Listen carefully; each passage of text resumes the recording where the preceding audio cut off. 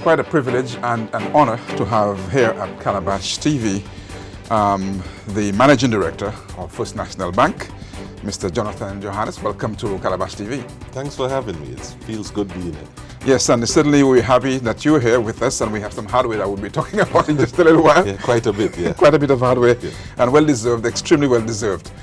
As you saw the fireworks on, I don't know if you saw the fireworks when we were celebrating the 2020, the introduction of 2020, I'm sure you reflected and you projected and you said, wow, 2019 was a very good year. Yeah, 2019 was, the only word I could describe 2019 as is phenomenal. It exceeded, I think, not just my own expectations, but those of my teams, those of our board. And I even think to some extent we exceeded the expectations of customers and St. Lucians in general, because 2019 was phenomenal. Mm-hmm.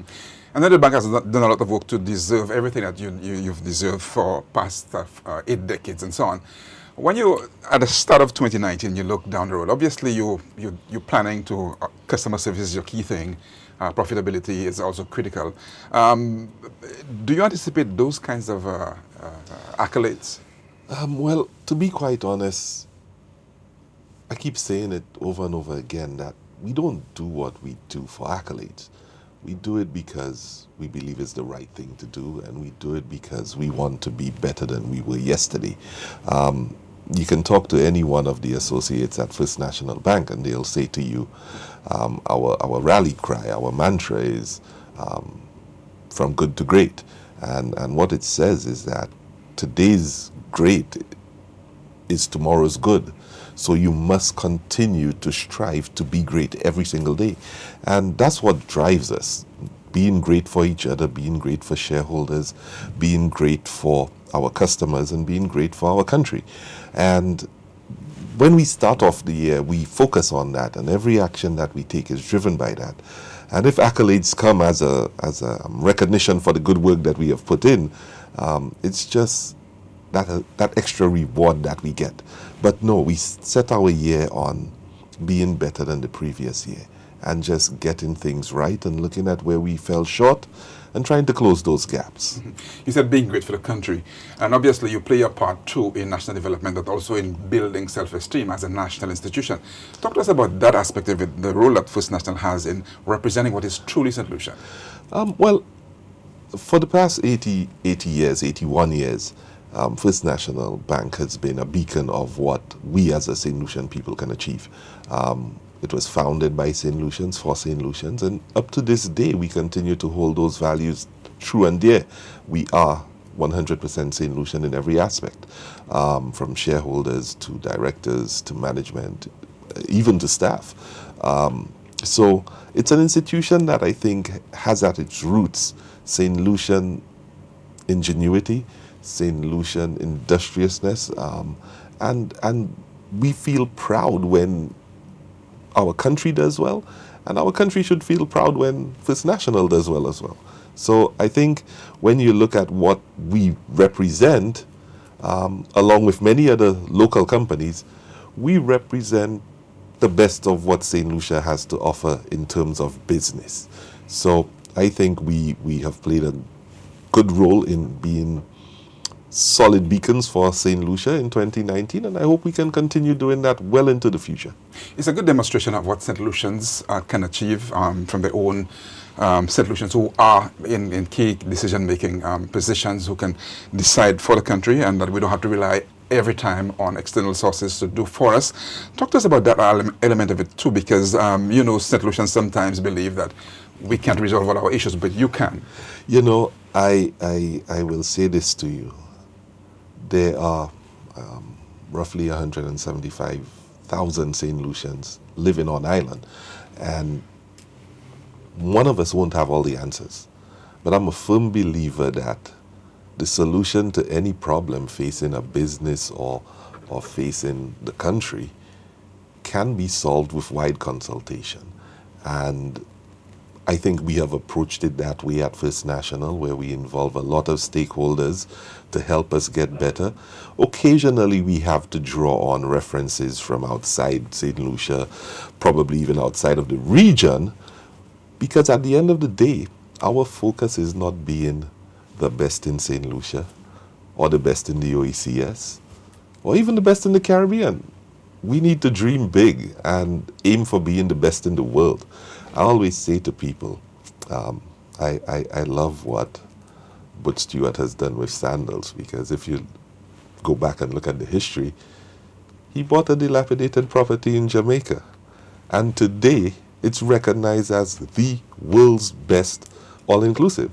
It has its origins in the Caribbean. So if they could do it, why can't St. Lucian businesses dream big of being world's best? So we draw experiences from all over the world, but we have at our core the belief that our people can really make a difference, and our people can lead, and our people can compete, and we can put out products that rival those of international competitors. And we can pull our resources together as well, because I remember an interview I heard very recently with John talking about he was very proud of the National Providence Fund, which has become the NIC now.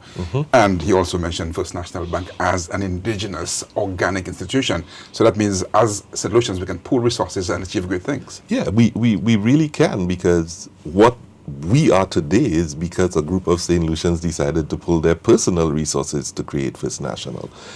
Pooling of resources is another powerful point, because one of the major transactions that we have been able to execute is as a result of the pooling of resources, not in St. Lucia, but in the OECS, where 5 consortium banks came together to actually enter an agreement to acquire the assets of an international bank, RBC. And it shows what, again, we as St. Lucians and as Caribbean people can achieve when we work together and open the field to new ideas. That was a tremendous achievement in 2019, and you were a key part of this as well. Talk to us about when that opportunity came. What was the most convincing argument that was presented? I believe that a lot of people in the marketplace would have been wondering which direction that international bank was planning to head. We at First National were paying close attention to the marketplace, and we realized that there may be an opportunity to approach RBC for those assets. Initially, we knew that, like any good business, the interest would not be to carve out St. Lucia. And they would have preference for somebody who could take on the entire OECS, look after their employees, look after their customers and the communities that they served. We did not have the wherewithal to embark on a transaction to take over the entire OECS. I think it's known.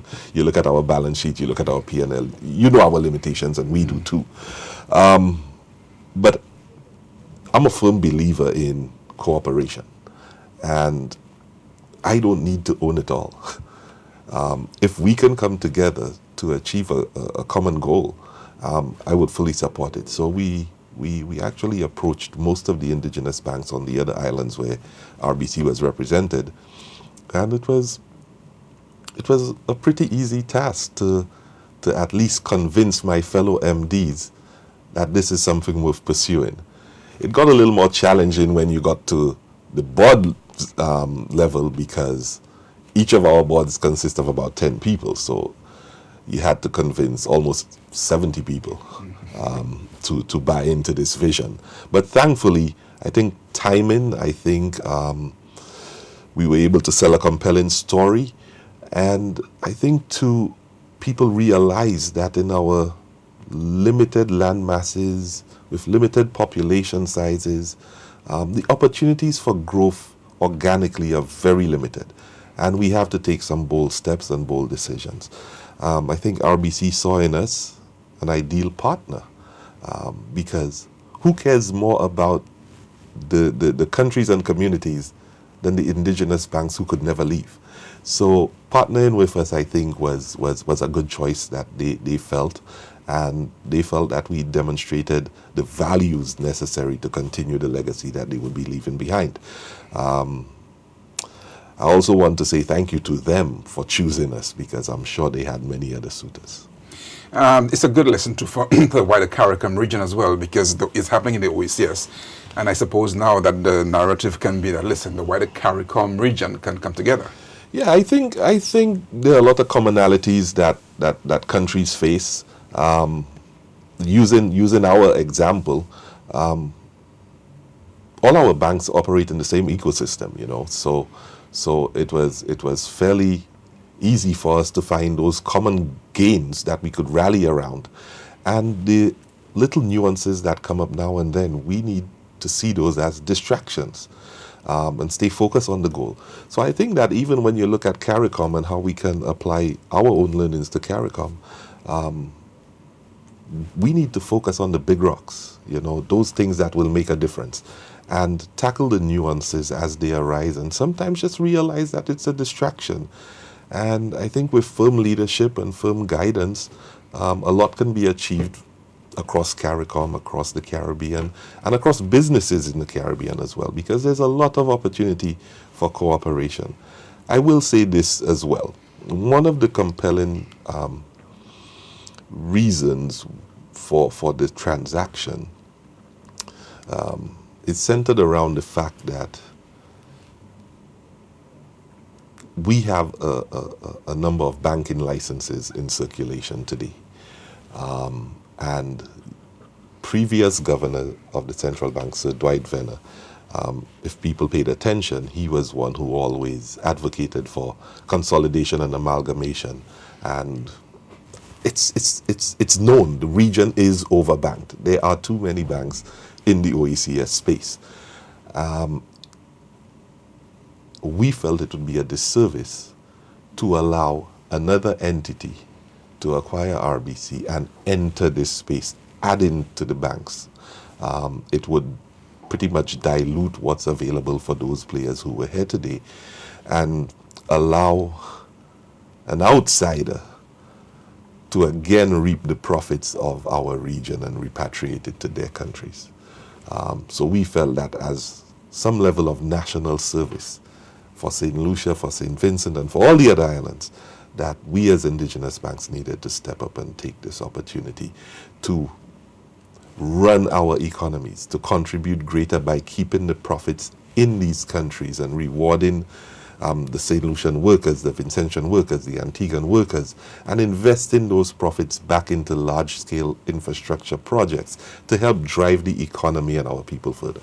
Because in one of our ads that's running today, you would hear us use a line, when we do well, our country does well, which is the truth. And by extension, when they do well, their countries do well, however far-flung they may be. So the key is to try to help local companies do better, because when they do better, the local economy and the people in this country do better. Not just local companies, you also have had conversations with other financial institutions, credit union and so on. I think it's now JANU.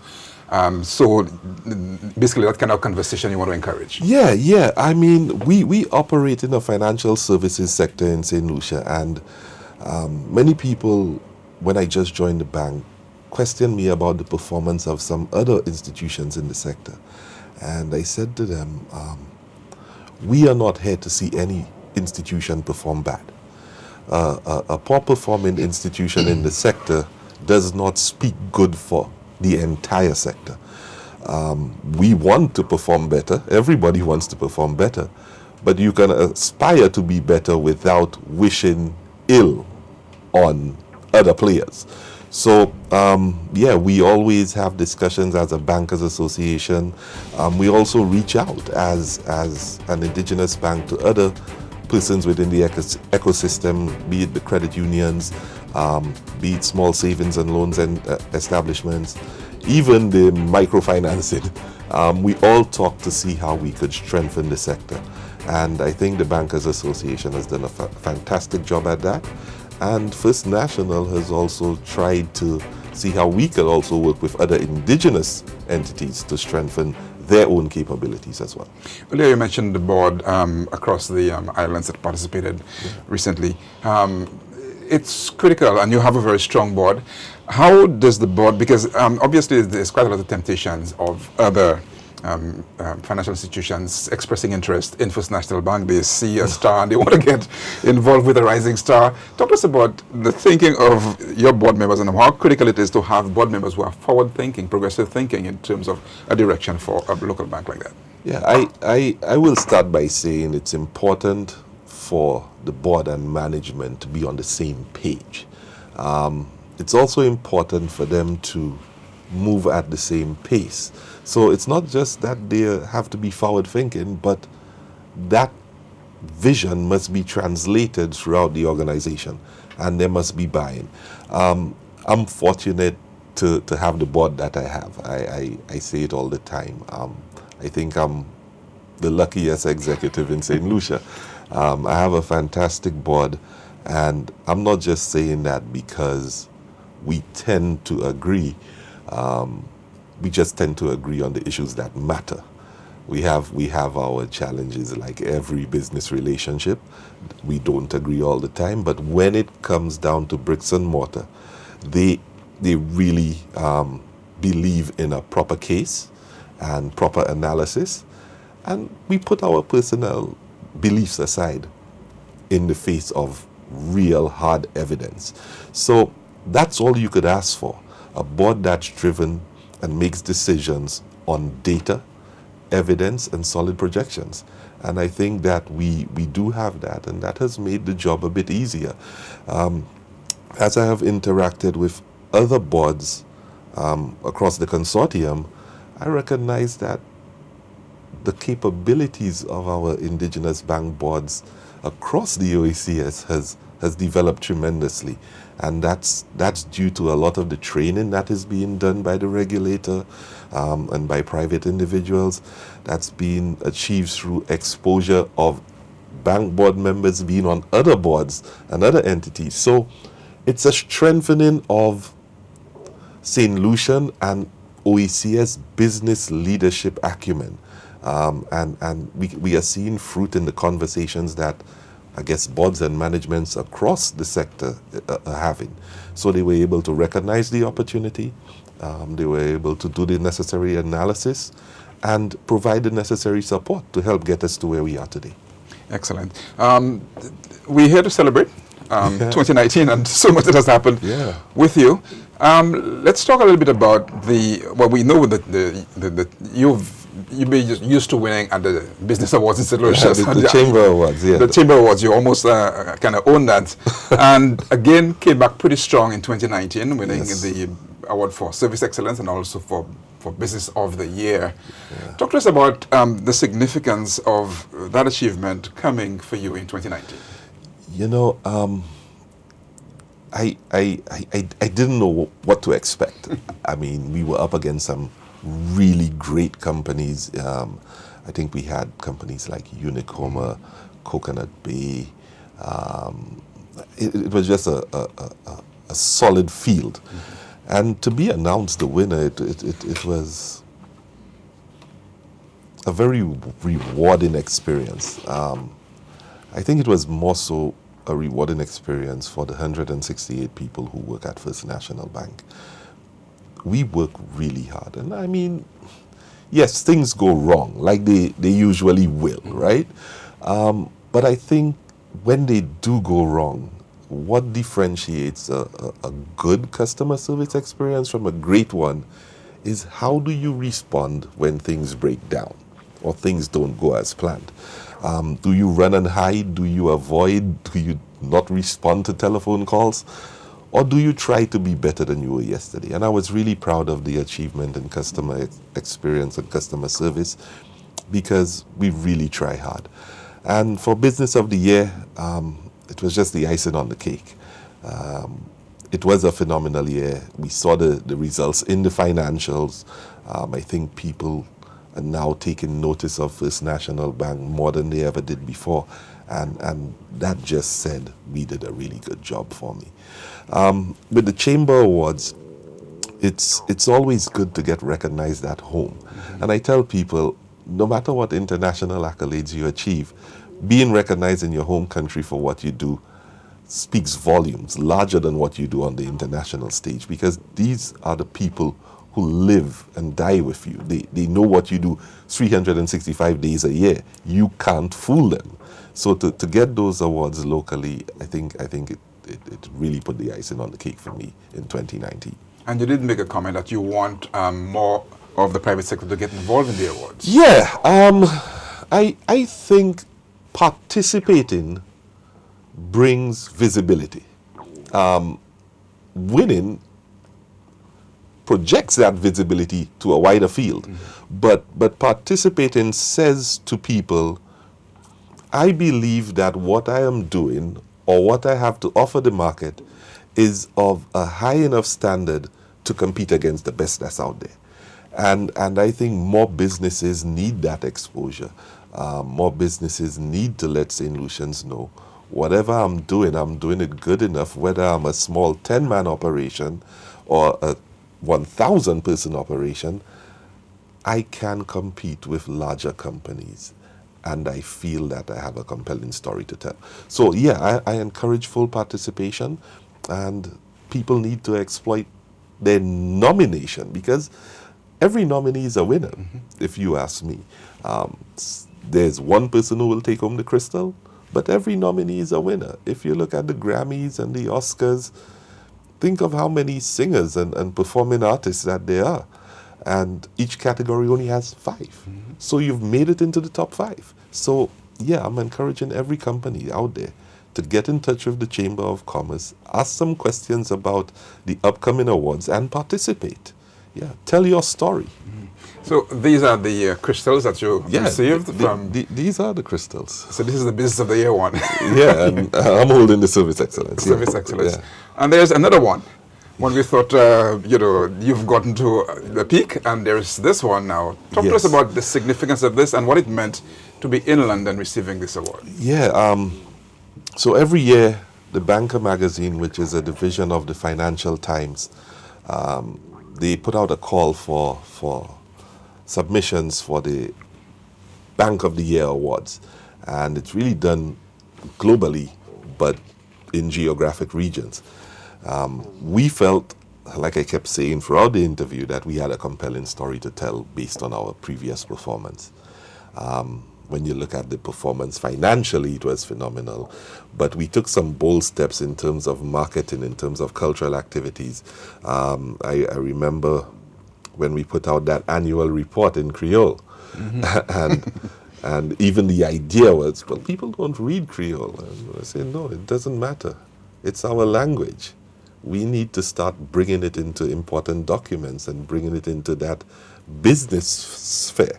So taking that step to develop the culture, taking a plain vanilla mortgage and putting a new spin, adding some chocolate syrup and some sprinkles, if you will, and turning it into a 100% finance product. So we did a lot of things that I think resonated with not just the public here, but also with the international public, and we decided to enter the competition. When we found out we were winners, it was, again, that was the crown jewel of 2019. I remember going to London and having to attend a meeting with the editor of Financial Times, along with all the winners from Latin America and North America. And everyone wanted to hear more about First National Bank, because here's this tiny St. Lucian bank in the room with Scotia Canada and Bank of America and some of the largest banks in Brazil and Paraguay. And we were able to use that time to bring a focus on de-risking, which is something that the entire region is plagued with. And all of a sudden, the whole conversation in the room changed to de-risking, and we were hearing about de-risking in Brazil and in Latin America. So I think that we should not be intimidated by larger entities.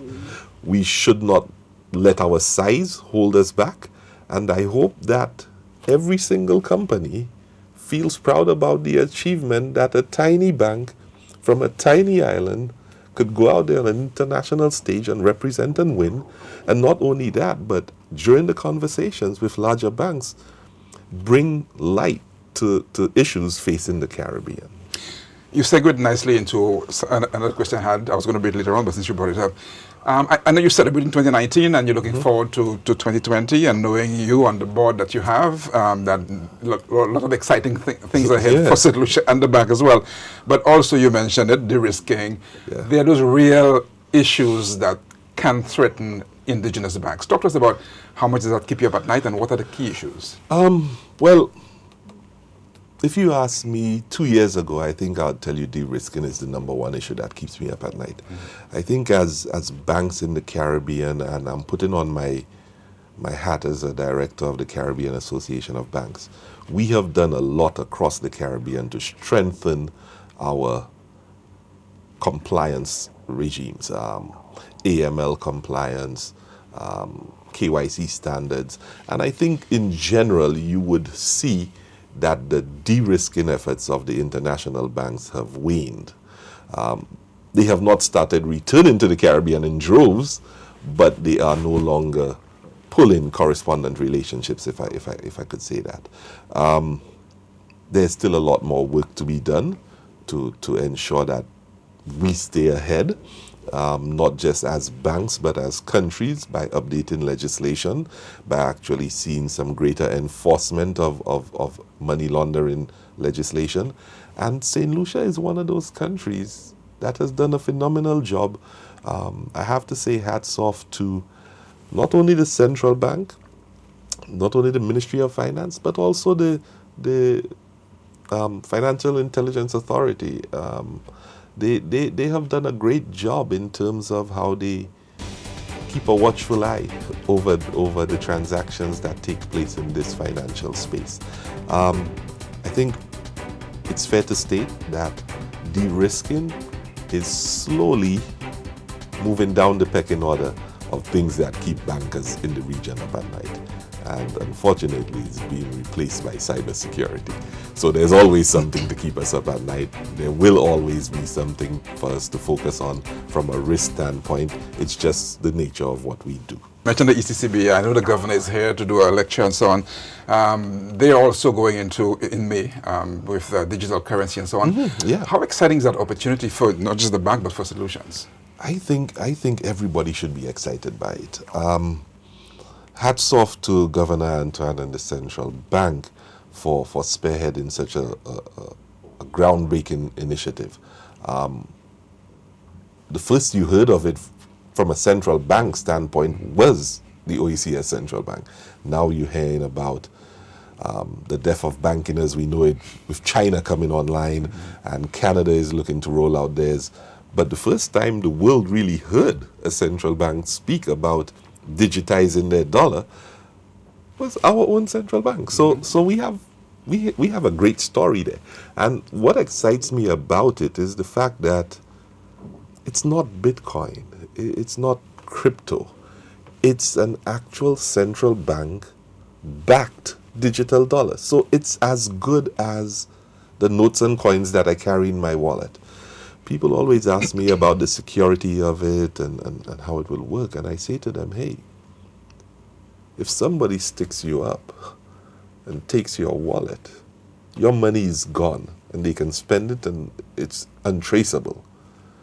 If I have DXCD in my phone and you steal my phone and run away with this, by the time you get to a safe place, I would have wiped the data on this phone and my digital currency will be back on my new device. You would have to get through my password on the phone, my password on my digital wallet, and a number of other security features. So it's very safe. One of the things I will caution, though, is that with every new innovation, we must change certain behaviors. And we must now stop looking at this as just a phone. So I've seen people leave their phones and go away. It's connected to a charging device in an airport and no one's around. We need to also remember to be more security conscious about the physical device and not just have the passwords and the niceties. But I'm excited about it. I think it will add an additional level of security for high cash businesses like the bus drivers, the gas stations. I think too that it will allow for the traceability of money a lot better. So bring it on. I can't wait. There's so much more we need to talk about. I know time is limited. Just two things I want to touch on very quickly in terms of your focus on small business. It is critical. First National was a small business and it became a big business. And we know the economy depends on the success of micro businesses and so on. Talk to us about why you've decided as a bank to concentrate deliberately on small business. If not us, then who? I mean, our founding principle was to give St. Lucians an opportunity to grow, to give St. Lucians an opportunity to have the quality of life that others out there have. And we did that for the average man in St. Lucia back in 1938 when we opened our doors. You would hear all the hardships and struggles that small entrepreneurs go through. And we are taking a deliberate effort to see how in 2020 we can go back to our roots and be that entity that opens doors for small businesses in St. Lucia. It's not going to be easy, and there will still be small enterprises that have challenges securing financing, but we will be rolling out very soon a whole new unit guided by a different set of principles so that we stop treating the small entrepreneur as if they are a big business. I'm sick and tired of seeing small businesses being asked the same questions that we would ask a Digicel or a Flow. No, they don't have financials. They don't have audited statements. You can't get this information from them. We need to judge them on different criteria and apply new, modern, SME-specific credit scoring models to them. So hopefully we'll get there. We won't get it right the first time. I'm expecting there to be some hiccups along the way. But together with SMEs and together with our partners, the German Savings Bank and the small business unit of the government, I think we will perfect over time, and it will get better and stronger. And if we can make this successful, guess what's going to happen? Another bank is going to copy. Mm-hmm.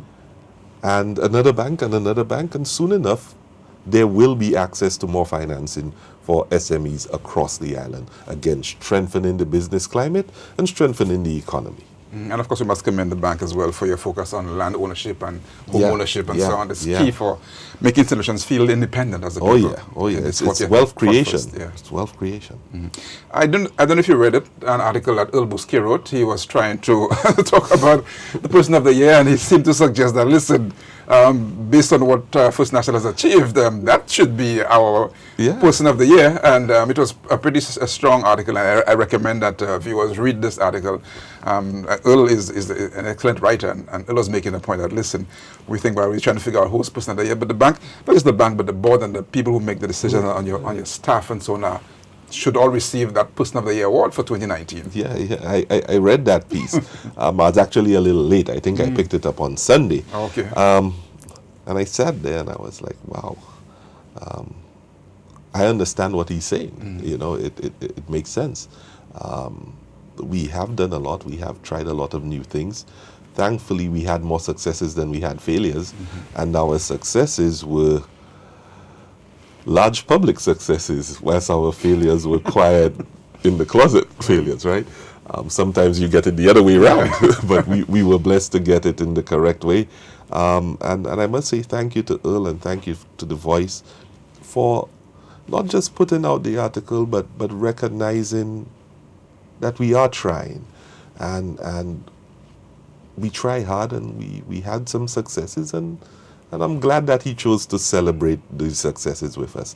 I remember getting a letter from a customer that will remain unnamed today. And it was 3 pages long. So I'm reading this letter, and he's telling me about our history, and he's telling me about all what we did in 2019 that he's so proud of. And he goes on to start mentioning all the past year's calendars that he has. and I'm waiting for the request. Right? so he's buttering me up for a request. I get to page 2, and it's more celebrating with First National. And his final line is, "I'm sure you must be waiting for what I'm going to ask. But I wrote this letter not to request anything, but just to say thank you for making me proud." And I remember sharing that letter with everybody at head office. And I think that letter will go into our first quarter newsletter, because people need to understand that we don't serve numbers, we serve people. And people feel proud when the bank that they are affiliated with achieves good things, or when we treat them well. And that letter really touched me, and I think that letter is more valuable to me than any of the crystals or Brackens that we have achieved in 2019, because it just says we made a difference in the lives of our customers and in the lives of St. Lucians, and that's what we wake up every day to do. And you personally too, I had one of your colleagues here speaking with, that's Mr. Springer. Yeah, I saw that show. And he was saying that you encouraged him. And that's pretty critical too, because you want solutions to be part of the development, to be part of the conversation in national development. And it was pretty good for an employer to be telling his staff, listen, get involved in national discussion, contribute if you have something to do. So I must commend you for urging Irvin to continue writing. Yeah. I follow, well, I'm always on Facebook, so I see the posts coming up all the time. And what's my biggest pet peeve is criticism without solution. Now, not everybody will have a solution, so some criticism is fair. But if you're going to constantly criticize, at least spend 10 minutes to come up with a solution. And that was the challenge to Irvin, and he exceeded my expectation. He came up with 20 solutions, right? And I'm still working with him to see how we can refine those. Right. And hopefully find a way for First National to help the police force to implement maybe 1 or 2. At the end of the day, all St. Lucians have a responsibility to fight crime. And as a bank and as a business in St. Lucia, we are all susceptible, right? So 2020 might be the year that you see First National enter in some active dialogue with the St. Lucia police force to see how we can assist as a corporate citizen to help drive some of the initiatives that they may have, or to help bring on some new initiatives for crime fighting.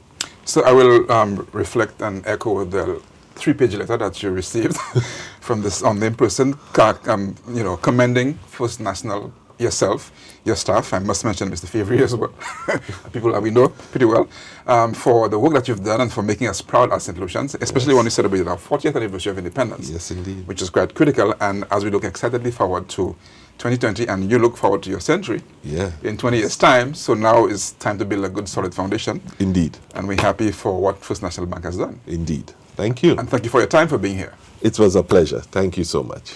And just to show you very quickly, this is the Business of the Year Crystal from the Chamber of Commerce, and this is for the Service Excellence Award. And the big international one, is that Mr. Bracken himself? It's a replica of Mr. Bracken. Yeah. Right, and I One think of he was founders of the Financial Times. He was a journalist as well, working for Financial Times. So excellent gentleman to be named after, the award to be named after. So appreciate your time, and all the best for 2020 and beyond. Thank you so much. This is the reality show on Calabash TV. Thank you for being here with us, and keep on watching as we continue to have conversations on critical issues of national development. This is The Reality Show.